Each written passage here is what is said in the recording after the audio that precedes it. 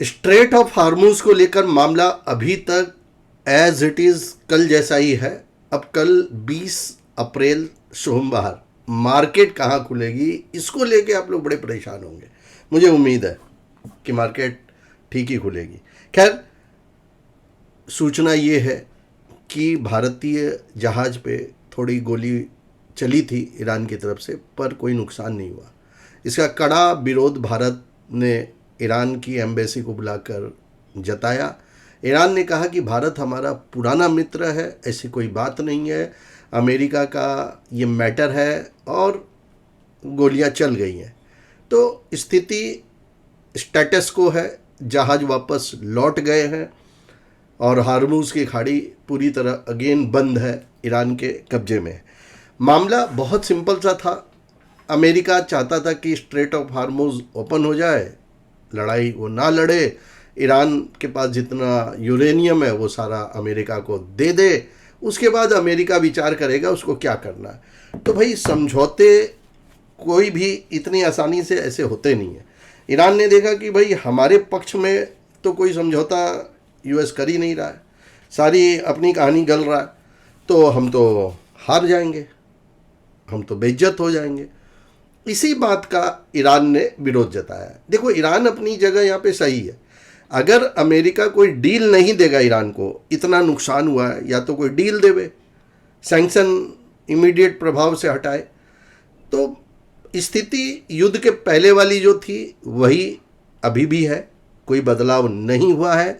या तो ईरान बोले कि हाँ, हम न्यूक्लियर वेपन्स नहीं बनाएंगे, अपना यूरेनियम आपको सौंप रहे, या उसको नष्ट किया जा रहा है, तब तक ये स्थिति में सुधार होगा नहीं, और ऐसा होने वाला है नहीं। आप सबको पता है कि हमने ये बात स्पष्ट तौर पे कही है, जो भी युद्ध विराम है ये एक टेम्प्रोरी समझौता है, और कुछ समय तक ये समझौता रहेगा, उसके बाद ये एक विकराल रूप को लेने वाला है। खैर, हम फिलहाल कल की बात करते हैं। देखो, अभी के माहौल में कोई युद्ध स्टार्ट नहीं हुआ है। जो हार्मूज ओपन हुआ था वही वापस से बंद हुआ है। तो इसका क्या इम्पैक्ट है? इसका इम्पैक्ट बहुत सिंपल सा भाई, हम जब क्लोज हुए थे तब तक ये न्यूज़ नहीं आई थी हार्मूज के ओपन होने की, हमारी क्लोजिंग तो उसके हिसाब से हुई थी। उसके बाद वर्ल्ड के मार्केट, मतलब जो जो खुले होते हैं रात में, डाउ वगैरह, वो सब ऊपर थे, जिसको देख के हमारी गिफ्ट निफ्टी भी ऊपर हो गई थी। अब आज की रात में कोई न्यूज़ अगर आती है तो अच्छी बात है, नहीं आती है तो कोई बहुत बुरी बात भी नहीं है, क्योंकि डाउ का फ्यूचर 200 पॉइंट माइनस है। हाँ, क्रूड 3 से 4% प्लस है। अब डाउ ने छलांग भी तो 800 पॉइंट की लगाई थी। यानी अब जो गैप अप वाला मामला है ना, वो थोड़ा सा रुका हुआ है। जब तक कोई पॉजिटिव न्यूज़ नहीं आएगी तब तक कोई बड़ा गैप अप नहीं होगा। अब अपने को लेवल क्या ध्यान रखना है? 401 के ऊपर आप ऊपर है, उसके नीचे आप नीचे है। अगर नीचे जाती है मार्केट तो आपके पास जो सपोर्ट जो निकल के आएगा वो निकल के आएगा 305, 145 और 24,000। इसके नीचे फिर फ्रेश कमजोरी। 401 के ऊपर का लेवल बहुत सिंपल है, 500, 603, 700 एंड 850। ये बहुत आसान भाषा में मैंने आपको बतलाया। वीकली कैंडल अच्छी है, अगर नीचे आता है तो बाय ऑन डिप का मामला रहने वाला है। फिलहाल 1-2 दिन में चीज़ें घटेंगी, पर ये हफ्ता बहुत वोलेटाइल है, जैसा कि हमारे एस्ट्रो प्रेडिक्शंस में बातें बतलाई गई हैं, उसको देखें, ध्यान देवें।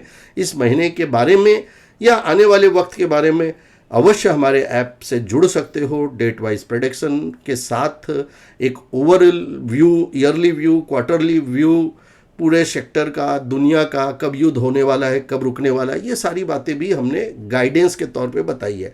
हमारा कोई भी प्लेटफॉर्म एक एजुकेशनल प्लेटफॉर्म है। हम किसी भी प्रकार की किसी को ट्रेडिंग की एडवाइस बिल्कुल भी नहीं देते हैं। 6 और 7 जून का मुंबई का सेमिनार है, शनिवार रविवार, और 5 से 10 जून तक मैं मुंबई में रहूंगा astro consultation and vastu consultation के लिए। 9681300300 पे आप कॉल कर सकते हो, या 9681200200 पे आप हमें व्हाट्सएप कर सकते हो। अब आपको कमेंट बॉक्स में बताना है कल निफ्टी की क्लोजिंग कहाँ पे होने वाली है। वीडियो को शेयर करें और अपना प्यार जरूर दें। जय माँ काली।